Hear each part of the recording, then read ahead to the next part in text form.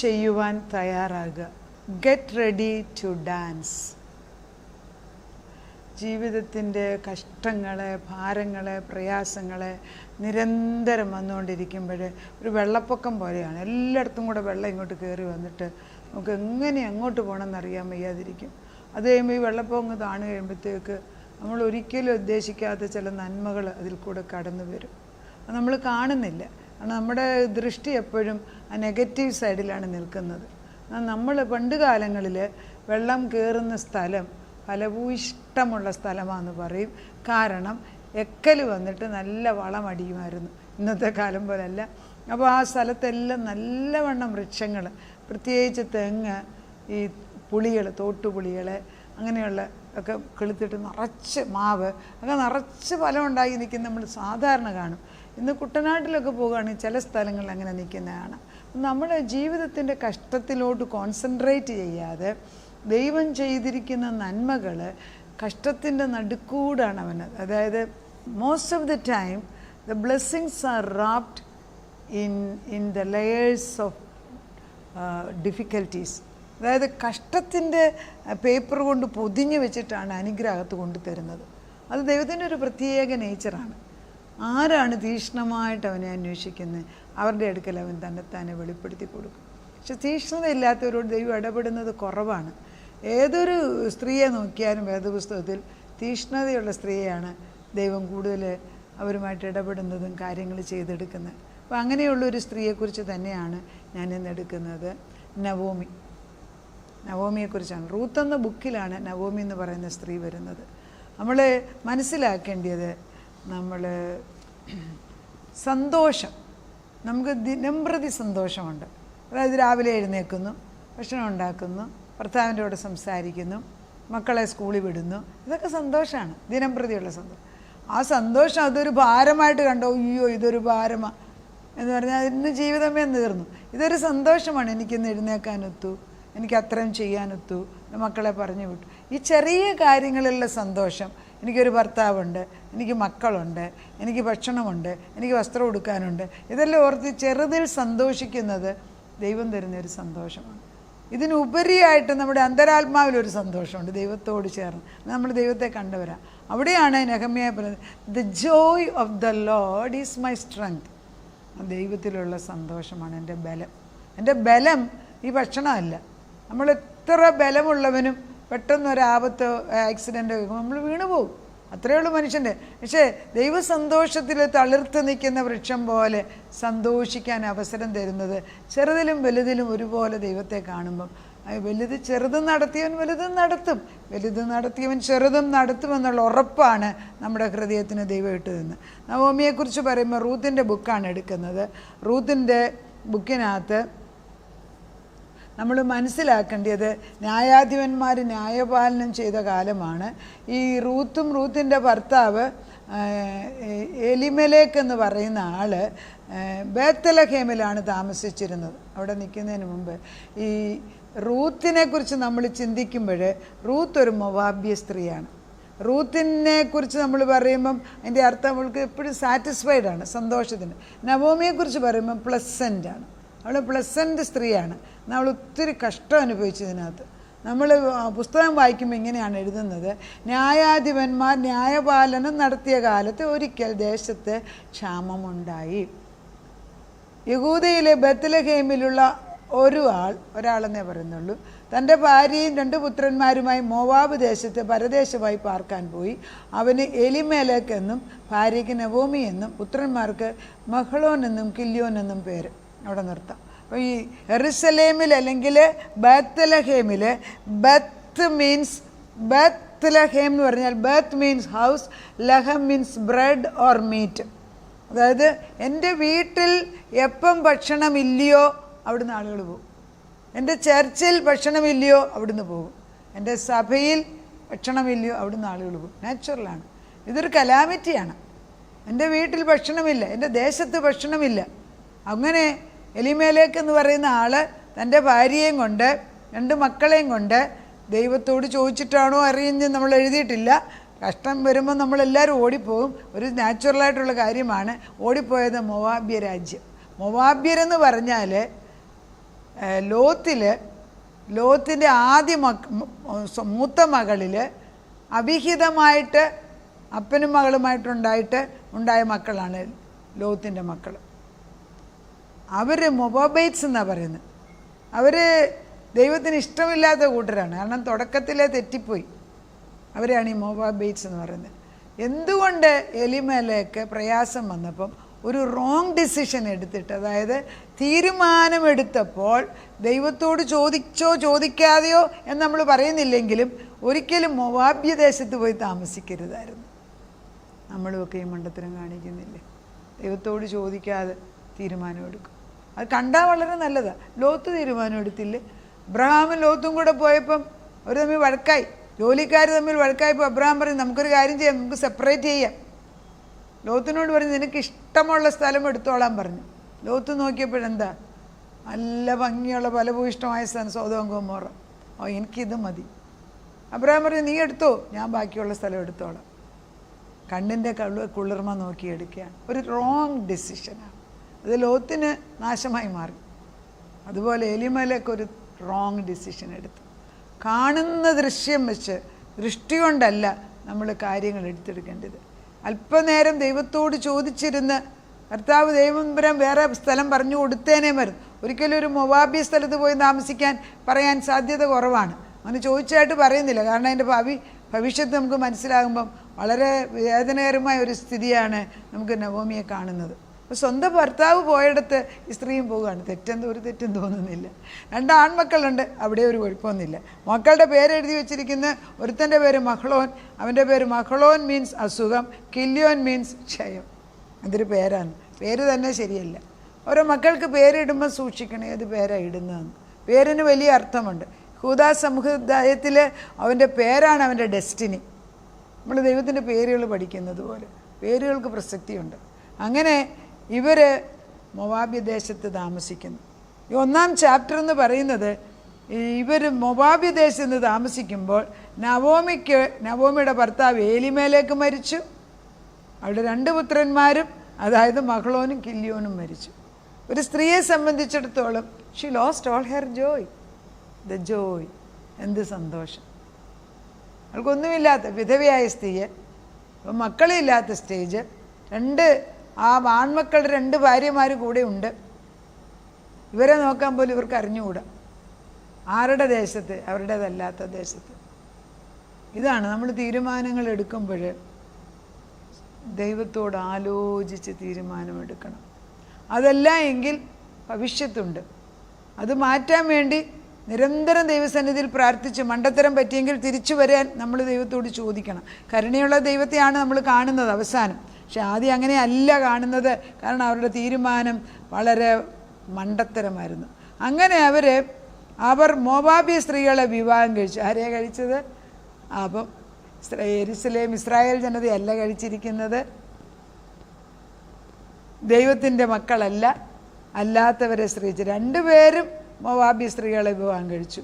ഒരുത്തിക്ക് ഓപ്പ എന്നും മറ്റവൾക്ക് റൂത്ത് എന്നും പേര്. ഒരാളുടെ പേര് ഓപ്പ എന്ന്, മറ്റേയാളുടെ റൂത്ത്.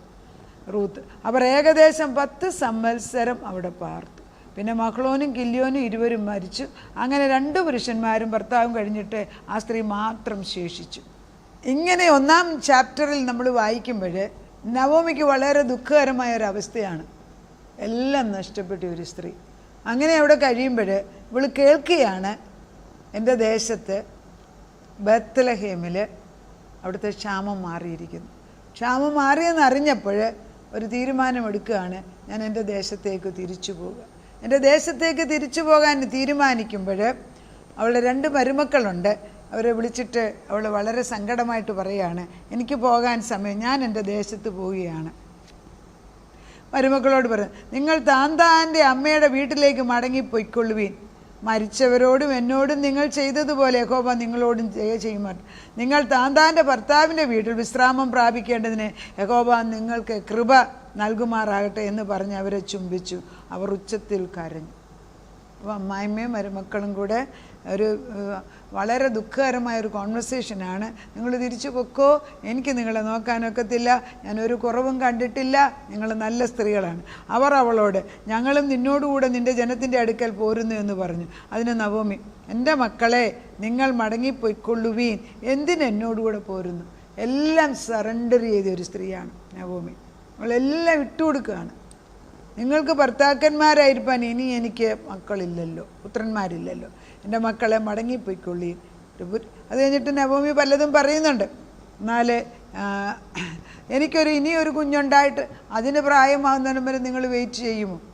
ഞാൻ അവനെയും തരാൻ തയ്യാറാണ്, പക്ഷെ അതുകൊണ്ട് പ്രശ്നം പരിഹരിക്കുന്നില്ല. അപ്പോഴത്തേക്ക് നിങ്ങൾ വയസ്സാകത്തില്ലേ, അതുകൊണ്ട് നിങ്ങൾ പൊക്കോ, നിങ്ങൾക്ക് ഇഷ്ടമുള്ളൊരു കല്യാണം കഴിച്ചു. അങ്ങനെ തന്നെയാണ് പറഞ്ഞു വിടുന്നത്. അപ്പം നിങ്ങൾ ഭർത്താക്കന്മാരെ എടുക്കാൻ നിങ്ങൾ പുറപ്പെട്ടു പൊയ്ക്കോളീൻ എന്ന് പറയുമ്പം അവർ പിന്നെയും അവർ കരയാണ്. അപ്പോൾ ഓപ്ര പിന്നെ പറയുകയാണ്, അമ്മായിയമ്മയെ ചുംബിച്ചിട്ടുണ്ട്, ഞാൻ പോകുകയെന്ന്. അവൾ മൊവാബി ദേശത്ത് തന്നെ അവളുടെ വീട്ടിലേക്ക് അവൾ തിരിച്ചു പോകുന്നു. റൂത്ത് അവളോട് പറ്റി നിന്നു. റൂത്തിനെ സമ്മതിക്കണം, റൂത്തിൻ്റെയും ഭർത്താവ് മരിച്ചതാണ്. എന്നാൽ റൂത്തും അമ്മായിമ്മയും നവോമിയും കൂടെ ഒരു വലിയ ബന്ധം ദൈവം അവിടെ സ്ഥാപിച്ചു. ദൈവത്തിൻ്റെ ദൃഷ്ടിയിൽ റൂത്തിനൊരു വില ദൈവം കൊടുത്തിരുന്നു. അതവൾ മനസ്സിലാക്കി എന്നുള്ളതാണ്. അവളൊരു മൊവാബി സ്ത്രീ ആയിട്ട് പോലും ദൈവസ്നേഹം മാറാതെ നിൽക്കുകയാണ്. അവൾ പറയുകയാണ്, നിന്നെ വിട്ടുപിരിയാനും നിൻ്റെ കൂടെ വരാതെ മടങ്ങിപ്പോകാനും എന്നോട് പറയല്ലേ. നീ പോകുന്നിടത്തേക്ക് ഞാനും പോരും, നീ പാർക്കുന്നിടത്തേക്ക് ഞാനും പാർക്കും. നിൻ്റെ ജനം എൻ്റെ ജനം, നിൻ്റെ ദൈവം എൻ്റെ ദൈവം. നീ മരിക്കുന്നിടത്ത് ഞാനും മരിക്കും, മരിച്ചടക്കവിടും. മരണത്താലല്ലാതെ ഞാൻ നിന്നെ വിട്ടുപരിഞ്ഞാൽ യഹോവ തക്കവണ്ണം അധികവും എന്നോട് ചെയ്യുമാറാകട്ടെ എന്ന് പറഞ്ഞു. ഒരു മരുമകൾ അമ്മായിമ്മയോട് പറയുകയാണ്, നിൻ്റെ ദൈവം എൻ്റെ ദൈവം, നിൻ്റെ ജനം എൻ്റെ ജനം. അതല്ലേ യഥാർത്ഥത്തിൽ ഒരു കുടുംബജീവിതത്തിൽ നമ്മൾ വിവാഹം കഴിപ്പിച്ച് വിട്ട് കഴിഞ്ഞിട്ട് പിന്നെ എൻ്റെ വീടെന്ന് പറഞ്ഞ് സ്വന്തം വീടും ആലോചിച്ചുകൊണ്ടിരുന്നാൽ നീ ചെല്ലുന്നിടത്ത് ഐശ്വര്യം ഉണ്ടാകത്തില്ല, നീ ചെല്ലുന്നിടത്ത് ദൈവത്തിൻ്റെ കൃപ വരത്തില്ല. ദൈവം നിന്നെ ആക്കിയെടുത്ത് നിൽക്കാൻ ദൈവം ആഗ്രഹിക്കുന്നു. അവിടെയാണ് ദൈവത്തിൻ്റെ അനുഗ്രഹം ചൊരിയുന്നത്. കർത്താവ്, you should be in the right place at the right time. അപ്പോൾ ഈ കാണാത്ത ദൃശ്യമല്ലാത്ത കാര്യങ്ങൾ, അദൃശ്യ കാര്യങ്ങളാണ് ദൃശ്യകാര്യങ്ങളെക്കാട്ടിലും പ്രധാനം. കാണുന്നത് താൽക്കാലികം, കാണാത്തത് നിശ്ചയം. ഈ കാണുന്നതിനെ ആശ്രയിച്ച് ഓപ്ര തിരിച്ചങ്ങ് പോയി. കാരണം ഇറ്റ് ഈസ് നോട്ട് പോസിബിൾ, വെറുതെ എന്തിനാ സമയമാണ്. പക്ഷേ റൂത്ത് വേറെന്ന് കണ്ടു, കാണാത്തതിനെ അവൾ കണ്ടുകൊണ്ട് കാണുകയാണ്. നമ്മൾ ഏകദേശം 2 കൊരിന്ത്യർ 4:18 വായിക്കുന്നുണ്ട്. കാണാത്തത് നിശ്ചയമുള്ള കാര്യമാണ്. അവളുടെ കണ്ണ് ദൈവം തുറന്നു കൊടുത്തു. ആ സ്ത്രീയെ നമ്മൾ സമ്മതിക്കണം. കർത്താവിൻ്റെ ആത്മാവ് അവളുടെ മേലുണ്ടായിരുന്നു. 2 കൊരിന്ത്യർ 4:18 ഇങ്ങനെയാണ് പറയുന്നത്, കാണുന്നതിനെ അല്ല കാണാത്തതിനെ അത്രേ ഞങ്ങൾ നോക്കിക്കൊണ്ടിരിക്കുന്നു. കാണുന്നത് താൽക്കാലികം, കാണാത്തതോ നിശ്ചയം. അതായത് in the physical realm we believe what we see, in the spiritual realm we see what we believe. അതായത് ആത്മീക ഗോളത്തിൽ റൂത്ത് എന്തോ നന്മ മുൻപിൽ കണ്ടു. ഓപ്ര ജഡീക തലത്തിൽ ഒന്നും കാണുന്നില്ല, അവൾ തിരിച്ചും പോയി. അപ്പോൾ എന്താണ് ആത്മീക ഗോളമാണ് ജഡീക ഗോളത്തെക്കാട്ടിലും ശക്തമേറിയത്. നമ്മളെപ്പോഴും മുൻതൂക്കം കൊടുക്കേണ്ടത് ആത്മീയ തലത്തിനാണ്. നമ്മൾ ഒത്തിരി പഠിച്ചിട്ടുള്ളവരെ കുറിച്ച് എനിക്കറിയാം. അവർ പഠിച്ചിട്ട് പ്രശ്നം വരുമ്പോൾ സൂയിസൈഡ് ചെയ്യും, വലിയ ബിസിനസ് ചെയ്യും, കഷ്ടപ്പെട്ട് അവസാനം ഒരു മേളിൽ നിന്ന് എടുത്ത് ചാടും. എന്താ എൻ്റെ മക്കളെ ചിലർ അമ്മമാർ വഹിക്കാൻ പോയത് വെള്ളത്തിനകത്ത് എറിയും. എന്താ കാണാത്തൊരു അദൃശ്യമായ ഒരു മണ്ഡലത്തിൽ ദൈവം നമുക്കുണ്ട് എന്നുള്ളത് അവർക്ക് അറിഞ്ഞുകൂടാ. അങ്ങനെ ഈ മരുമകൾ പറയുന്നു, ഞാൻ ഒരിക്കലും പോകത്തില്ല എന്ന്. അമ്മായിമ്മയ്ക്ക് മനസ്സിലായി ഇവൾ ദൃഢതയുള്ളവളാണെന്ന്, അവൾ പറയുന്നതിൽ കാര്യമുണ്ട്. അങ്ങനെ അമ്മായിമ്മ സമ്മതിക്കുകയാണ്, എൻ്റെ കൂടെ പോരെ എന്ന്. അതൊക്കെ വളരെ ദുഃഖകരമായ അവസ്ഥയല്ലേ? നമ്മളൊന്ന് ചിന്തിച്ച് നോക്കി. എങ്ങനെയാണ് നവോമി പോയപ്പം ഭർത്താവും 2 ആമക്കളും ഗമയിൽ പോയവരാണ്. ഇന്നിപ്പോൾ തിരിച്ചു പോകണം, ഒന്നുമില്ല, ഭർത്താവ് കൂടെയില്ല, 2 ആൺമക്കളും കൂടെയില്ല. പിന്നെ ആ കൂടെ ഇപ്പം തന്നെ പോകാനാണ് വിചാരിച്ചത്. ഇപ്പോൾ ഏതായാലും ഇവിടെ ഒരു സ്ത്രീയെ കൂട്ടിന് കിട്ടി, റൂത്തെന്ന് പറഞ്ഞ തന്നോടുകൂടെ പോരുവാൻ അവൾ ഉറച്ചിരിക്കുന്നുവെന്ന് കണ്ടപ്പോൾ അവളോട് സംസാരിച്ചത് മതിയാക്കി. അങ്ങനെ അവർ 2 പേരും ബേത്ലഹേം വരെ നടന്നു. അവർ ബേത്ലഹേമിലെത്തിയപ്പോൾ പട്ടണം മുഴുവനും ഇളകി. അവൾ നവോമി എന്ന് സ്ത്രീജനം പറഞ്ഞു. അവൾ അവരോട്, നവോമി എന്നല്ല, മാറ എന്ന് വിളിപ്പീൻ. സർവശക്തൻ എന്നോട് ഏറ്റവും കയ്പായത് പ്രവർത്തിച്ചിരിക്കുന്നു.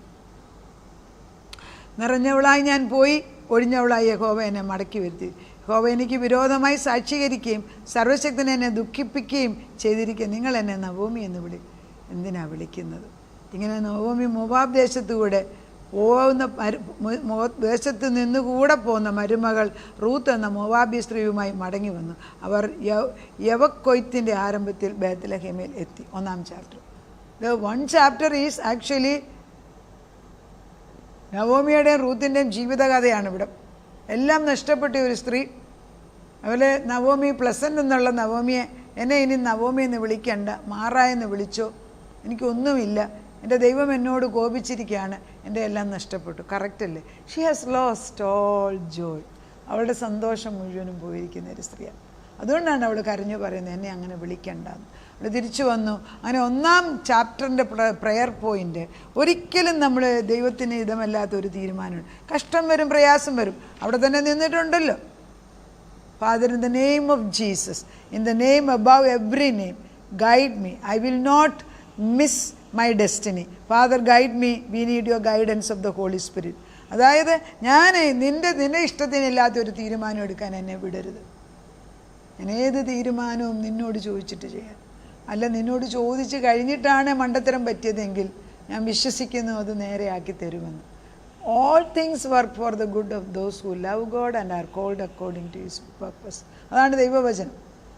അത് നവോമിയുടെ ജീവിതത്തിൽ അവസാനം സംഭവിക്കുന്നതായിട്ട് പറഞ്ഞു. ആദ്യകാലത്ത് 1-ാം ചാപ്റ്ററിൽ നവോമിയുടെ ഭർത്താവ് ചെയ്ത മണ്ടത്തരം, അതുകൊണ്ട് ആ കുടുംബം മുഴുവൻ നശിച്ചുപോയി. ആ കരുണയുള്ള ദൈവത്തിൻ്റെ കരം അവളെ താങ്ങി നിൽക്കുന്നതാണ് അടുത്ത ചാപ്റ്ററിൽ നമുക്ക് വായിക്കാൻ സാധിക്കും. നമുക്കതിലേക്ക് പിന്നെ കടക്കാം. നമുക്ക് പ്രാർത്ഥിക്കാം. ഭർത്താവേ, ഭവനത്തിൽ ഭക്ഷണമില്ല, ദേശത്തെ ക്ഷാമമായോ, ഞങ്ങളെല്ലാം പലായനം ചെയ്യും, ഞങ്ങളെല്ലാം ജീവനും കൊണ്ട് ഓടിപ്പോകും. ഓടുന്ന സമയത്തും എങ്ങോട്ടാണ് പോകേണ്ടതെന്ന് നീ ഡയറക്റ്റ് ചെയ്യണം. ലോത്തും ഭാര്യയും കൂടെ ഓടിയപ്പോഴും ഇത് തന്നെയാണ് സംഭവിച്ചത്. ദൈവദൂതന്മാർ കൂടെ ഉണ്ടായിരുന്നു. എന്നിട്ട് ലോത്ത് പറഞ്ഞു, എനിക്ക് അവിടം വരെ കയറാൻ പോയി, ഞാനിവിടെ നിന്നോളാം. ലോത്തിൻ്റെ ഭാര്യയോട് പറഞ്ഞു, പുറകോട്ട് നോക്കിയേക്കരുത്, മുൻപോട്ട് തന്നെ. അവൾ തിരിച്ചു നോക്കി. അവൾ ഉപ്പുതൂണായി. വേണ്ടാത്ത കാര്യങ്ങൾ ചെയ്യുക. തീരുമാനങ്ങൾ എടുക്കുമ്പം നിൻ്റെ ഹിതപ്രകാരമല്ലാത്ത തീരുമാനങ്ങൾ പലതും ഞങ്ങൾ ചെയ്തെടുക്കുന്നുണ്ട്. അതിനാൽ ഭവിഷ്യത്തുകൾ വലുതാണപ്പം. എവിടെയാണ് തെറ്റിയതെന്ന് ഞങ്ങൾക്ക് മനസ്സിലാകുന്നില്ല, പക്ഷേ തെറ്റു പറ്റിയിട്ടുണ്ട്. അതുകൊണ്ടാണല്ലോ ഈ കലാമിറ്റീസ് എല്ലാം. എൻ്റെ ഭർത്താവ് പോയി, എൻ്റെ 2 മക്കളും പോയി, ഞാൻ ഏകയായിട്ട് തിരിച്ചു വരുന്നു. എൻ്റെ മരുമകൾ വിധവയായിട്ട് എൻ്റെ കൂടെയുണ്ട്. എന്നെ ഇനി നവോമി എന്ന് വിളിക്കണ്ട, എന്നെ മാറ എന്ന് വിളിച്ചാൽ മതി. സർവശക്തൻ എന്നെ മറന്നിരിക്കുന്നു, അവൻ എന്നോട് കഠിനമായി പ്രവർത്തിച്ചിരിക്കുന്നു. വളരെ ദുഃഖത്തോടെ പറയുന്ന ഒരു അമ്മായിമ്മയാണ് ഇവിടെ കാണുന്നത്. ദൈവത്തെ അറിയുന്ന സ്ത്രീ ആയതുകൊണ്ട് സ്വന്തം ഭവനത്തിൽ, സ്വന്തം ദേശത്ത് ഭക്ഷണമുണ്ട് എന്ന് മനസ്സിലാക്കിയപ്പോൾ, ക്ഷാമം മാറി എന്ന് മനസ്സിലാക്കിയപ്പോൾ അവൾ അവളുടെ ദേശക്കാരെയും ചാർച്ചക്കാരെയും സ്വന്തം ഭവനത്തെ ഓർത്തു. അവളങ്ങനെ തിരിച്ചു വരുന്ന ഒരു പാഠമാണ് നമ്മൾ 1-ാം അധ്യായത്തിൽ കാണുന്നത്. ഈ 1-ാം അധ്യായം ഞങ്ങളുടെ ജീവിതത്തിലൊക്കെ സംഭവിക്കുന്നുണ്ട്. ഞങ്ങളെ ചെറുപ്പകാലത്തിൽ വളരെ ഉയർന്ന സ്വപ്നങ്ങളുമായിട്ട് നടക്കും. ആ സ്വപ്നങ്ങൾ പലപ്പോഴും നിന്നോട് ചേർന്നതല്ല. ആ സ്വപ്നങ്ങൾ സഫലീകരിക്കാൻ നമ്മൾ ദേശമെല്ലാം നടക്കും. അത് കഴിയുമ്പം എല്ലാം നശിച്ചു കഴിയുമ്പോൾ തിരിച്ചു വരുന്നൊരു വരവുണ്ട്. അങ്ങനെ തിരിച്ചു വന്ന് ജോലി ചെയ്ത് മറ്റുള്ളവരുടെ നിന്ന് വീടും താമസിക്കാൻ അധികം താമസിയാതെ മിക്കവരും മരിച്ചും പോകുന്നത് കാണാം. വളരെ ദുഃഖമല്ലേ? ജീവിതകാലത്തിൽ എവിടെയോ തെറ്റുപറ്റുന്നുണ്ട്. കർത്താവേ, നിൻ്റെ പരിശുദ്ധാത്മാവ് നിയോഗിക്കാതെ ഒരിടത്തും പോകാൻ, ക്ഷാമകാലത്തും നീ സംസാരിക്കുന്നെന്ന് മനസ്സിലാക്കി വ്യക്തമായിട്ട് നിന്നിൽ നിന്ന് കേൾക്കുവാൻ ഞങ്ങളെ പഠിപ്പിക്കണമേ. അങ്ങനെ തന്നെ ലോത്തിനോട് പറഞ്ഞ സ്ഥലത്ത് പോയിരുന്നെങ്കിൽ സൊദോം ഗൊമോറായി പോകത്തില്ലായിരുന്നു, കേൾക്കത്തില്ല. ദൈവത്തിൻ്റെ ആത്മാവിന് വിപരീതമായിട്ട് ചെയ്തു. ലോത്തിൻ്റെ വംശം പോലും നാശത്തിലേക്ക് മാറിപ്പോയി. എന്നാൽ കരുണ തോന്നി അതിൽ നിന്ന് ഒരാളെ തിരഞ്ഞെടുത്ത് മാറ്റിയതാണ് റൂത്ത്. ദൈവത്തിൻ്റെ കരുണ അവളെ പിന്തുടർന്നിരുന്നു. ദൈവത്തിൻ്റെ കരുതൽ ഒരിക്കലും മാറുന്നില്ലല്ലോ. കർത്താവേ, നിൻ്റെ സ്നേഹം ഞങ്ങളുടെ മണ്ടത്തരങ്ങളിലും ഉപരിയായിട്ട് കാണാത്ത അദൃശ്യമണ്ഡലത്തിൽ നിൻ്റെ മഹാശക്തിയുള്ള കയ്യ് ഞങ്ങളെ ചുറ്റിക്കൊണ്ട് വലയം വെച്ച് നടത്തുന്നതിന് നന്ദി പറയുന്നു. നമ്മുടെ തലമുറകളോട് കരുണ തോന്നുന്നു. അവരുടെ ചെറുപ്രായത്തിൽ അവർ പല ദേശങ്ങളിൽ ഊടാടി നടക്കുമ്പോൾ മൊവാബ്യ ദേശത്ത് ചെന്നിട്ട് അവിടുത്തെ ഒരു ശീലങ്ങൾ പഠിച്ച് എൻ്റെ ഭർത്താവും 2 മക്കളും എങ്ങനെയാണ് മരിച്ചതെന്ന് നമുക്കറിയത്തില്ല. അവരെയൊക്കെ മനുഷ്യനെ കുരുതി കഴിക്കുന്ന സ്ഥലം, സ്വന്തം മക്കളെ അവർ കുരുതി കഴിച്ചാണോ എന്ന് പോലും നമുക്കറിഞ്ഞുകൂടാ. എന്താന്നേലും സത്യദൈവത്തിന് വിപരീതമായ ഒരു സ്ഥലത്ത് ചെന്ന് താമസിച്ച് നാശത്തിലേക്ക് പോയതുപോലെ നവോമിക്ക് വളരെ കഷ്ടമായ അവസ്ഥയിൽ നിൻ്റെ കരുണ അവളെ ഫോളോ ചെയ്തതിന് ദൈവമേ ഈ കഷ്ടത്തിൻ്റെ, അതായത് ഞെരുക്കത്തിൻ്റെ അപ്പം മാറ്റി വെച്ച് കർത്താവേ എൻ്റെ കാലുകൾ തളർന്നു പോകുന്നിടത്ത് കർത്താവിൻ്റെ കാലുകൾ കൊടുത്തവളെ ദൈവമേ അവളെ രട്ടുമാറ്റി സന്തോഷം ഉടുപ്പിച്ച് നൃത്തം ചെയ്യുന്നവളാക്കുന്ന ഭാഗമാണ് അടുത്ത ദിവസങ്ങളിൽ വരുന്നത്. നാഥൻ്റെ മുമ്പിലേക്ക് വിഷയം ഏൽപ്പിച്ചു. ഞങ്ങളൊക്കെ ഈ സാഹചര്യത്തിൽ കൂടെ പോകുമ്പോൾ നിൻ്റെ കരുണ അയച്ചിട്ട് ഞങ്ങളെ നേർവഴിക്ക് നടത്തി തലമുറകളുടെ മേൽ നിൻ്റെ ശാശ്വത ഭുജം വെച്ച് നേർവഴിക്ക് കൊണ്ടുവരണമെന്ന് പ്രാർത്ഥിക്കുന്നു. അവിടുന്ന് അത് ചെയ്യുന്നതിനാൽ സ്തോത്രം ചെയ്യുന്നു. പ്രാർത്ഥനയായിട്ട് ഉത്തരം തന്നതിന് നന്ദി. യേശു ക്രിസ്തുവിൻ്റെ പുണ്യനാമത്തിൽ തന്നെ ആമേൻ.